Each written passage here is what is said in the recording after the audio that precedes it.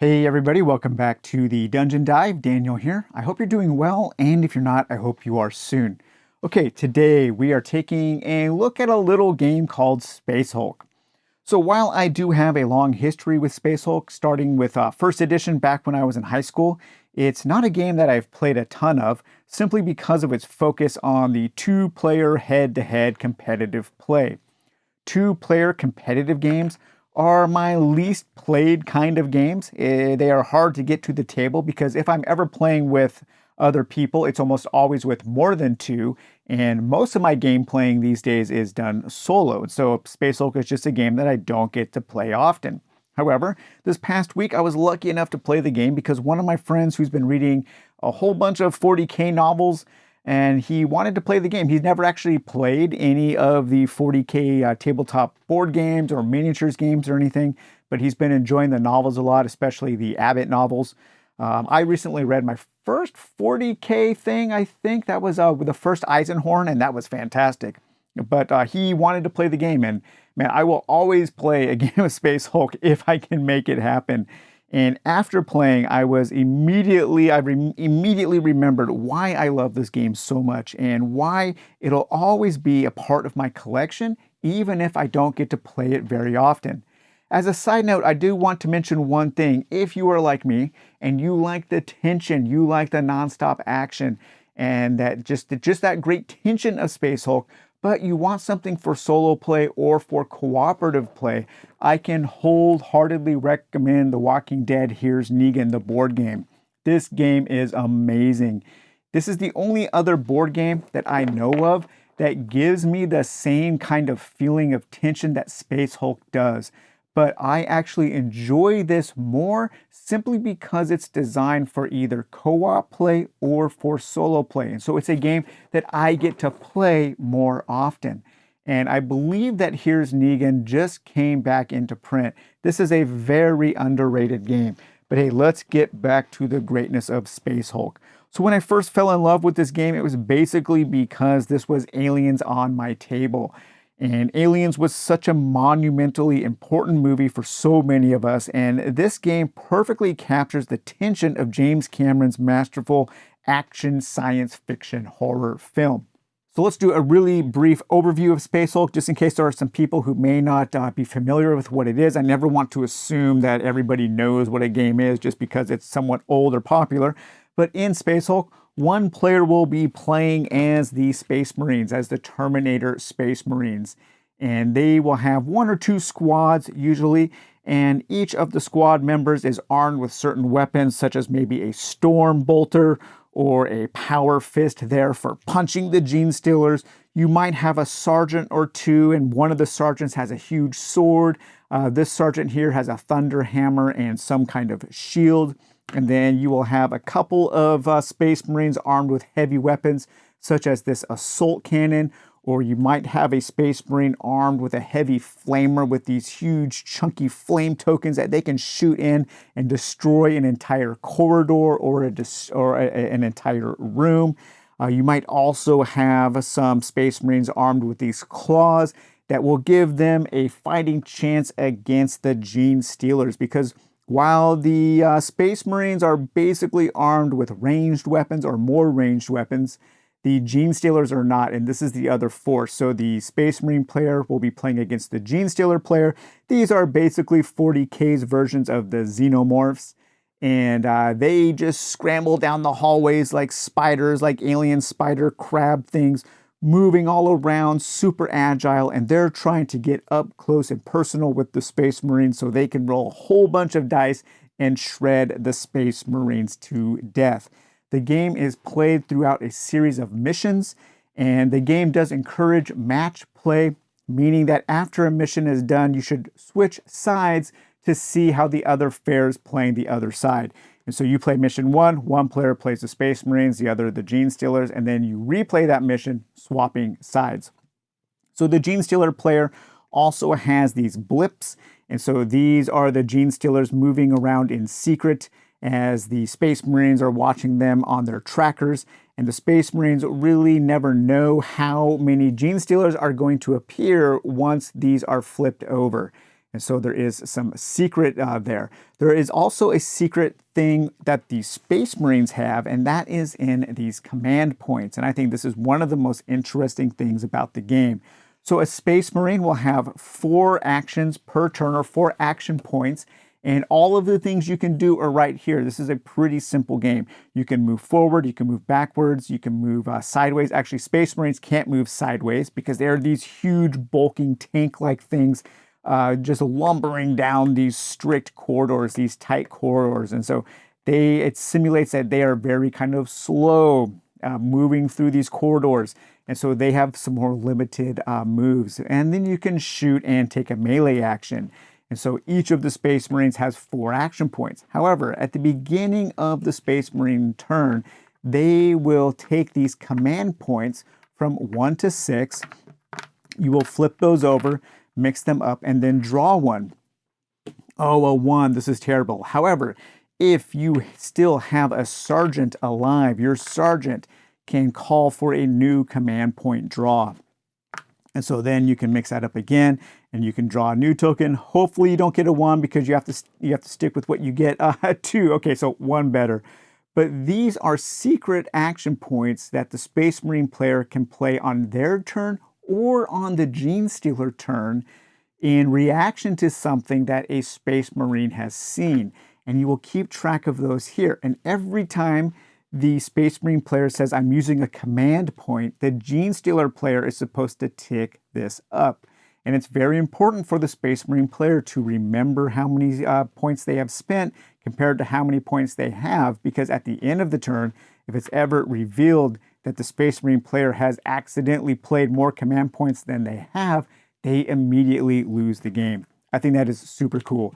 You will also be keeping track of your turns because a lot of the missions have a timer. The Space Marines need to accomplish something in 10, 12, 15 turns or something like that. The Space Marine player will also be keeping track of how many shots they have left with their assault cannon. And I think this is pretty cool. So you can go all the way, you get 10 shots, and then you flip this token over, and then the Space Marine player has to spend 4 action points to reload. But then once it's reloaded, the assault cannon is about ready to overheat. And if they ever roll, I think it's triples on their die rolls, then the assault cannon explodes, killing everything in a room or in a corridor. And I think that is super, super cool. All right, so let's take a look actually at the box before we get into my 5 reasons why I think this game is so great. So I've said it before, but I'll say it again, that Games Workshop, they know how to sell their games from the back of the box. And one of my favorite boxes of all time, of course, is Warhammer Quest. And I think the box for Space Marine is also just as good. I mean, just look at that picture. It's impossible to be a tabletop gamer and look at that picture and not want to experience this game. It just looks so awesome. That is such a great shot. So this says, man versus alien in desperate battle. From the depths of space, an incredibly ancient vessel drifts slowly towards the Imperium of mankind. On board this Space Hulk are untold thousands of ferocious alien creatures known as Genestealers. The mighty Space Marines are the only thing that stands between humanity and this hideous threat. These brave warriors must enter the tomb-like Space Hulk and defeat the alien menace that lies within. Okay, the first thing I love about Space Hulk, especially this edition, this is the, 2014, the 3rd edition, 4th edition, I'm not really sure, but the newest edition is the production values. This is still, to this day, the most elaborately produced board game that I own. It is just a glory to behold on your tabletop, and that does start with the documentation. Games Workshop creates some of the best rulebooks around, especially their premium rulebooks. They have these nice thick covers, full color throughout, tons of examples. There are so many examples in this rulebook, and the rules are really well written. They're concise. They cover every kind of small edge case that you might come across. It's easy to find the rule that you want. This is a relatively simple game. And it's a fantastic rule book. And then you get into the mission book that contains all of these scenarios. But what's more is this contains a whole bunch of very, very cool art. and some good backstory. So the name of the Space Hulk that you are assaulting in this game is called the Sin of Damnation. It is rare to encounter a Space Hulk. For much of their existence, they are tossed upon the ripples of the warp, only occasionally breaking into real space. Even in the material realm, the vast distances between inhabited worlds makes it an unusual occurrence to discover one of these wandering behemoths. So the Space Hulks are kind of these giant derelict ships, these conglomerate derelict ships that are roaming around in the warp and throughout the universe. And they often attract, kind of like Blackstone Fortress in a way. I don't know if the Blackstone Fortress is considered a Space Hulk or if those two things mix up. I'm not sure. I'm not a big lore guy in 40K, but you do get some really cool stories here. I like the setup. Games Workshop always does a great job with their backstories. And then we get into all of our missions. The missions are very well laid out. They're very balanced. Again, the documentation is great. Each mission will have a different objective for the Gene Stealers or for the Space Marines. And then after all of the missions, we get into some more lore, some more backstory, some things that you can read about the Imperium of Man and about the Blood Angels and about the Tyranids, the Gene Stealers. So just great documentation, but the production values don't end there. They also extend well into the cardboard. Man, the cardboard in this game. This is the chunkiest game. I mean, just look at how thick those tokens are for the Flamer. And if we just compare this to a tile, this is a tile from Dungeon Universalis, and I think Dungeon Universalis actually has pretty sturdy tiles. I'm not using this as an example to disparage other games, but just as an example, just to show you how much thicker the the cardboard is in Space Hulk here. It feels so good. The tiles are all shiny and embossed with all kinds of really nice detail. I mean, everything just feels good. The tokens feel good, the dice feel good, and the miniatures feel good. And this is one of those very rare miniatures games, a tabletop board game, where the miniatures do matter. The miniatures do make the game better.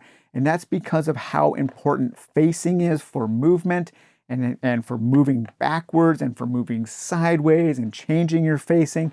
The miniatures in this game really do make the game better, and I don't think the game would be the same with standees or with tokens. And most of the time, I am not into minis at all. And that's usually because it doesn't really matter. Facing almost never matters in these kinds of board games. But in Space Hulk, it's very, very important. And the production values of this game go a long way in just making an already great game that much better. The next thing I like is the straightforward rules. And the rules are very simple. They are easy to learn, but hard to master. It's one of those cliches. And because the rules are so simple, you can very quickly get into the tactics. You can very quickly get into the decisions on the board. And longtime players will know that one of the main decisions that the Space Marine player will use is when to go on Overwatch. And Overwatch, man, I love this rule. I love this concept. It is so cool. So Overwatch, that just means that the Space Marine is on alert and they are ready to attack anything that they see. Kind of like the autocannon sequence in the full version of Aliens. So they set their guns on auto, and when the Gene Stealers move, any Space Marine that is on auto watch there or Overwatch, they get to do an attack in response to that going on. And I love that so much. It's a simple rule, but it's effective and it creates tension. All of the rules, all of the simplicity of the rules combine in this game to create a game that is full of tension. There is almost always a game in Space Hulk when you play where somebody will cheer after a die roll. It's one of those games. I don't think my last game, I don't think we ever stood up and cheered, but I've seen that happen many times in a game of Space Hulk. But it's a very easy game to learn.